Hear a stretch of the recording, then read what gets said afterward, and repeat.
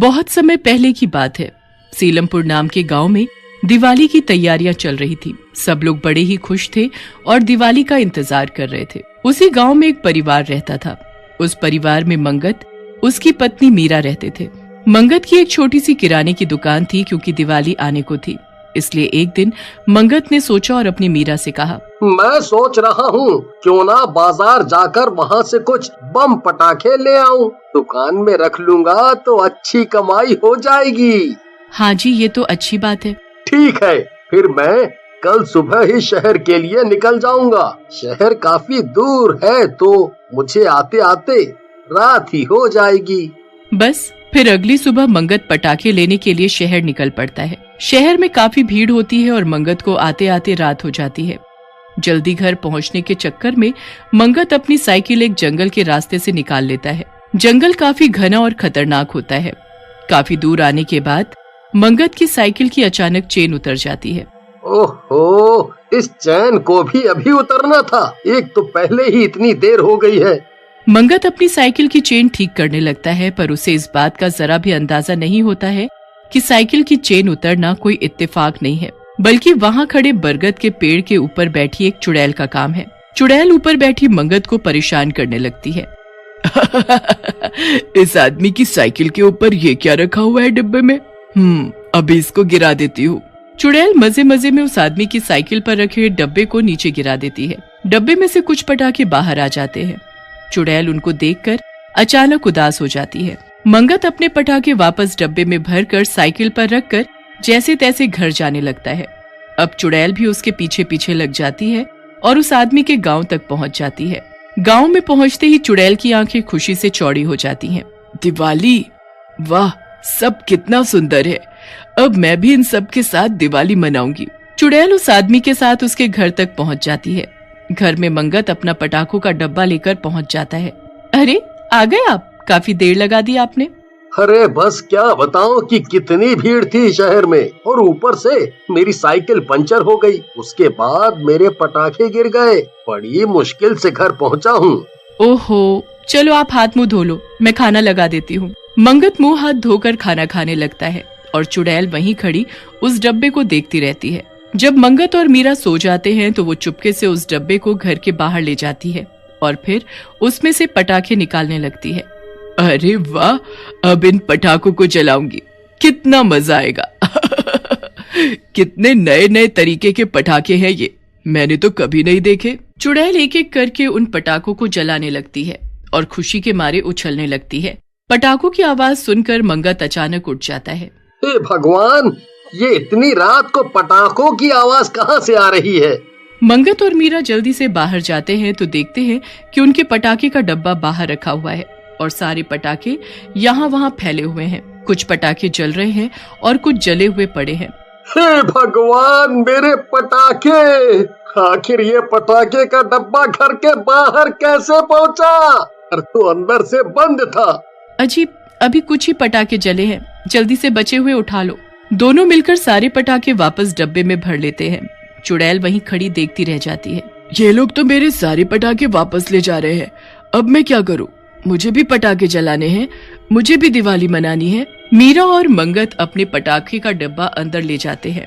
उसके बाद चुड़ैल अपना ठिकाना कहीं और देखने लगती है। वो रात को गांव में यहाँ वहाँ भटकने लगती है। फिर उसकी नजर एक मिठाई की दुकान पर पड़ती है। मिठाई देखकर चुड़ैल बड़ी खुश हो जाती है। अरे वाह, मिठाई, इतनी सुंदर सुंदर और स्वादिष्ट मिठाई, मुझे भी खानी है। एक काम करती हूँ, जल्दी से दुकान में घुस जाती हूँ।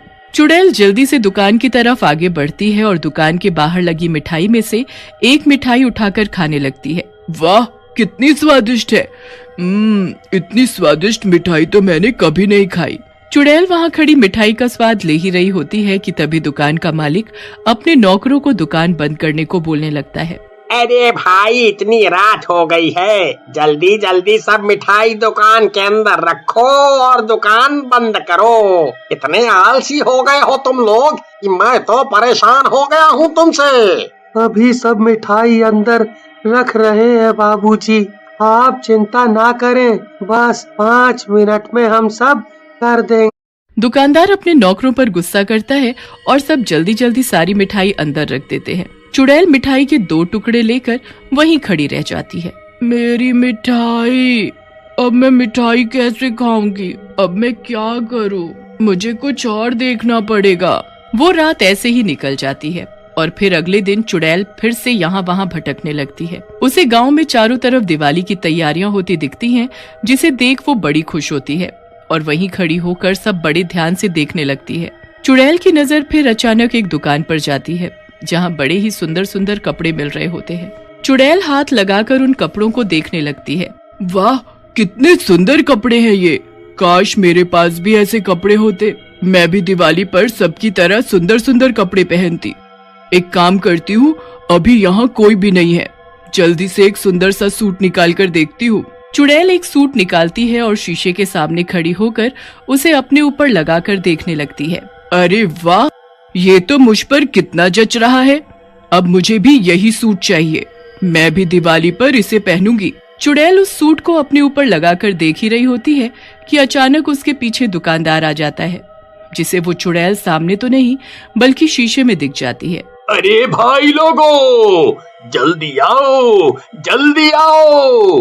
अरे क्या हुआ सेठ जी, क्यों चिल्ला रहे हो? आप तो काफी डरे हुए भी लग रहे हो। अरे बात ही कुछ ऐसी है। अरे पर बात तो बताओ कि क्या है? अरे मैंने अपनी दुकान में एक चुड़ैल देखी है। मुझे वो सामने तो नहीं दिखी, लेकिन वो शीशे में साफ साफ दिख रही थी। वो मेरी दुकान के कपड़े अपने ऊपर लगाकर शीशे के सामने खड़ी थी और खुद को देखकर बड़ी खुश हो रही थी। हे भगवान, ये आप क्या बोल रहे हो? हमारे गांव में मतलब चुड़ैल घूम रही है? अरे भाई लोगों, अब दिवाली आ रही है ना, इसलिए मुझे लगता है किसी ने जादू टोना करके आपकी दुकान में चुड़ैल छोड़ दी है।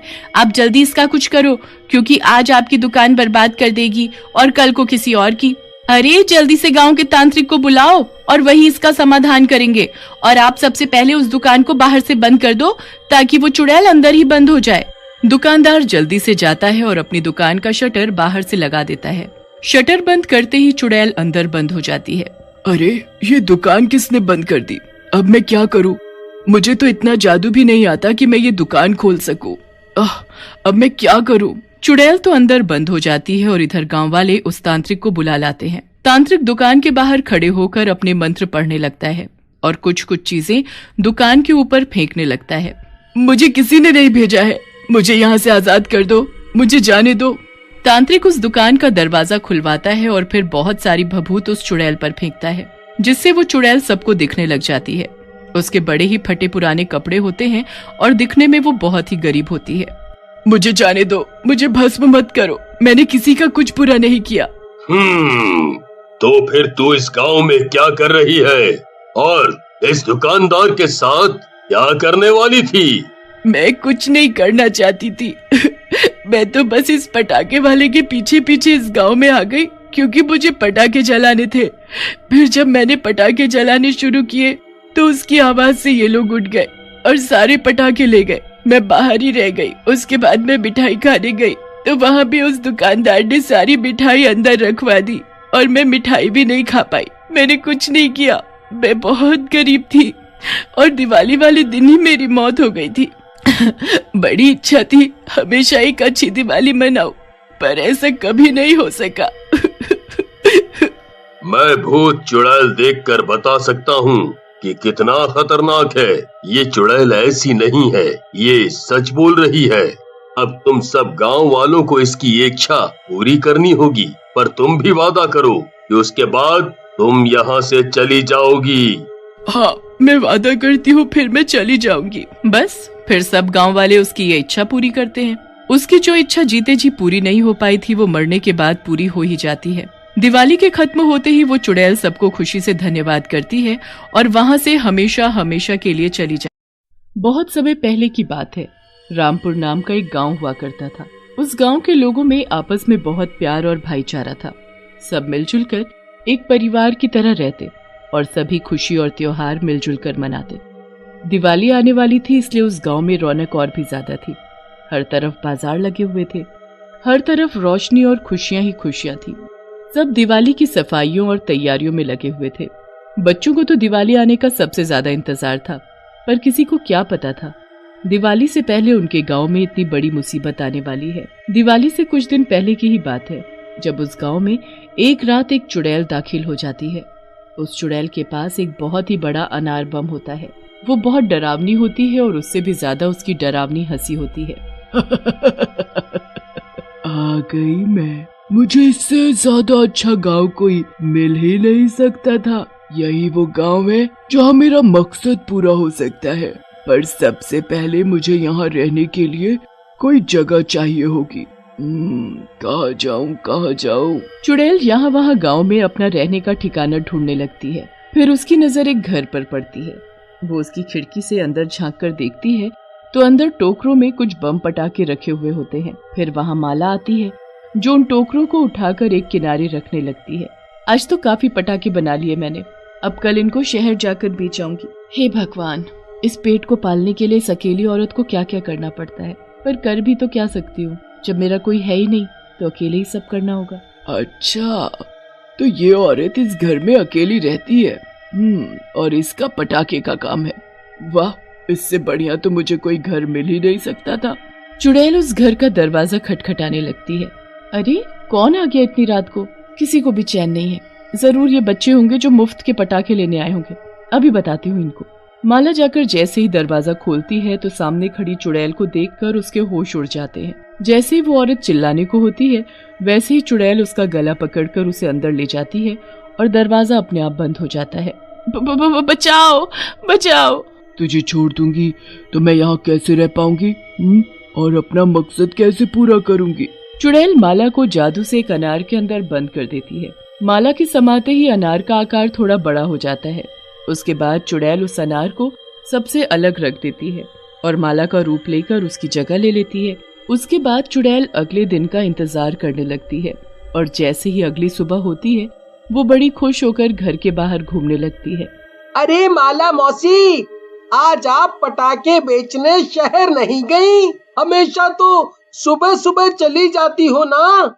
हाँ, पर वो मेरी तबीयत कुछ ठीक नहीं थी, इसलिए आज मैं शहर नहीं जा पाई।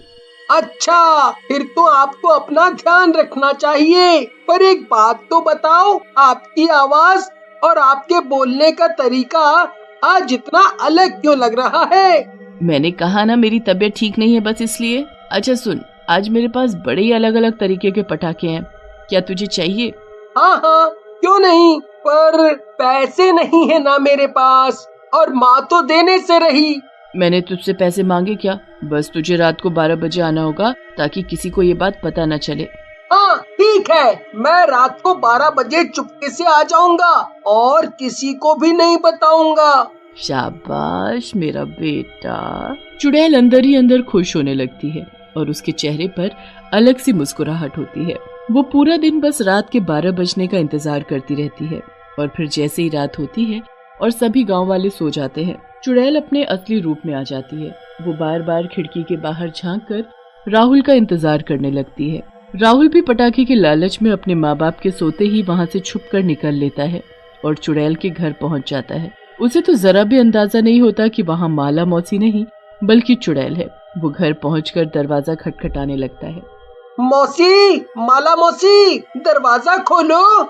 चुड़ैल राहुल की आवाज सुनते ही खुश हो जाती है और झट से दरवाजा खोलने भागती है। दरवाजा खुलते ही राहुल जोर से चिल्ला पड़ता है और चुड़ैल उसका मुंह बंद करके उसे घर में ले जाती है। फिर वो उस पर जादू मंत्र करके उसे उसी अनार में बंद कर देती है। अनार में समाते ही अनार का आकार अब और भी ज्यादा बड़ा हो जाता है।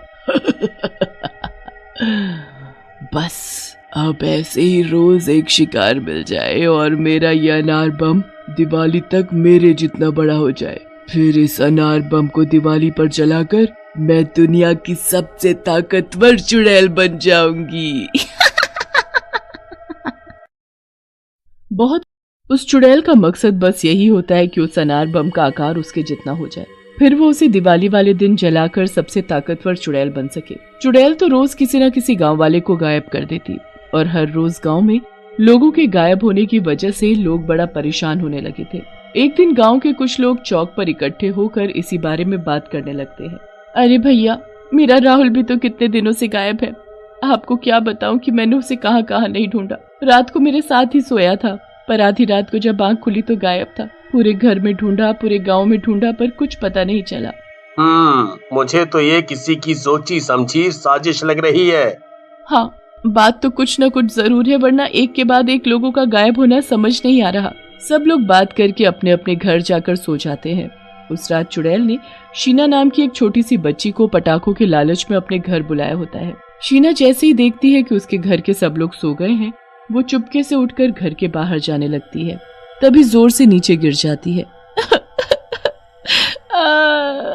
माँ, मुझे लग गई माँ। हे भगवान। शीना, मेरी बेटी, तुम नीचे कैसे गिर गई? क्या हुआ शीना, बताओ मुझे। शीना बहुत छोटी होती है। माँ उसे डांटे ना, इसलिए वो अपनी माँ को सब सच सच बता देती है कि माला मौसी ने उसे पटाखे देने के लिए रात को 12 बजे अपने घर बुलाया है। रात को 12 बजे माला ने मेरी बेटी को अपने घर क्यों बुलाया है? आखिर इतनी रात को क्यों? कुछ गड़बड़ है, मुझे सब गांव वालों को बताना चाहिए। शीना की माँ को चैन नहीं पड़ता और वो उसी वक्त पड़ोसियों को उठाकर सारी बात बताती है। पड़ोसियों को भी ये बात अजीब लगती है। हम सबको चुपके से वहाँ जाकर देखना चाहिए। एक काम करते हैं, हम शीना बेटी को वहाँ भेज देते हैं और उसका पीछा करते हैं। ना बाबा ना, मैं अपनी बेटी को ऐसे किसी के घर इतनी रात को क्यों भेजूं? अरे भाभी जी, हम सब है ना, हम सब उसके पीछे पीछे जाएंगे, आप चिंता मत करो। बड़ी मुश्किल से शीना की माँ इस बात के लिए राजी होती है। फिर वो शीना को माला के घर भेज देते हैं। शीना दरवाजा खटखटाती है। तभी एक चुड़ैल दरवाजा खोलती है और पलक झपकते ही शीना को दबोचकर घर के अंदर ले जाती है। सारे लोग जो इधर उधर छुपकर बैठे होते हैं वो ये सब देखते ही रह जाते हैं। वो जल्दी से भागकर उस घर का दरवाजा खटखटाते हैं, पर कोई दरवाजा नहीं खोलता। फिर वो दरवाजा तोड़ देते हैं। जब लोग अंदर जाते हैं तो देखते हैं कि माला अपने बिस्तर पर सो रही है। कहाँ है चुड़ैल, कहाँ है शीना? अरे क्या बात हो गई? क्यों शोर मचा रहे हो? कहाँ छुपाया है उस चुड़ैल और शीना को? हो ना हो ये तुम्हारा ही काम है। मेरा काम? अरे मैंने क्या कर दिया भाई? सब लोग घर का चप्पा चप्पा छान मारते हैं, पर उन्हें कुछ नहीं मिलता। माला भी किसी को कुछ नहीं बताती और लोग गुस्से में आकर उसके घर का सामान फेंकने लगते हैं, फिर उसके बनाए बम पटाखे भी। माला वहाँ खड़ी देखती रहती है और उसे कुछ फर्क नहीं पड़ता। पर जैसे ही रमेश उस चुड़ैल का बड़ा अनार बम उठाकर बाहर फेंकता है, वैसे ही माला गुस्से में लाल हो जाती है और अचानक चुड़ैल में बदल जाती है। हाथ कैसे लगाया मेरे अनार बम को? वापस ला कर दो मुझे, वरना जान से मार डालूंगी। अरे बाप रे, ये तो चुड़ैल है, ये सब इसी का काम है। अरे कुछ करो, इसी ने गांव के लोगों को गायब किया है। लोग उस चुड़ैल को उसके घर में बंद कर देते हैं और फिर जल्दी से पंडित को बुला कर लाते हैं। पंडित जी उसके घर के चारों तरफ गोला बना देते हैं, जिससे वो चुड़ैल उसी में कैद हो जाती है। गांव के गायब हुए सब लोग मेरे बनाए इसी गोले में कैद हैं, पर इस चुड़ैल ने उन्हें कहाँ कैद किया है, मुझे ये समझ नहीं आ रहा। मुझे पता है, वो जरूर घर के बाहर पड़े उस बड़े अनार बम में हैं, क्योंकि जैसे ही मैंने ये अनार बम घर के बाहर फेंका, वैसे ही वो चुड़ैल में बदल गई। पंडित जी आंगन में पड़े उस बड़े अनार बम को गोला के बाहर लेकर आते हैं। चुड़ैल घर के अंदर खिड़की पर खड़ी चिल्लाने लगती है, नहीं नहीं, मेरा अनार बम है, उसे तो दिवाली की रात जलाकर मैं दुनिया की सबसे ताकतवर चुड़ैल बनूंगी। पंडित जी गांव के सभी लोगों को एक एक दिया जलाकर लाने को कहते हैं और उस दिए को अनार बम के चारों ओर लगाने को कहते हैं। तो उसकी पवित्र रोशनी से उस अनार से धुआं निकलने लगता है। फिर अचानक से एक धमाका होता है। धमाके के बाद अनार बम और चुड़ैल नष्ट हो जाते हैं और गांव के गायब हुए सब लोग दिए की रोशनी में वापस दिखने लगते हैं। पूरा गांव खुशी से झूम उठता है और हमेशा की तरह उस दिवाली भी सब मिलजुल कर दिवाली मनाते हैं। उस चुड़ैल का मकसद बस यही होता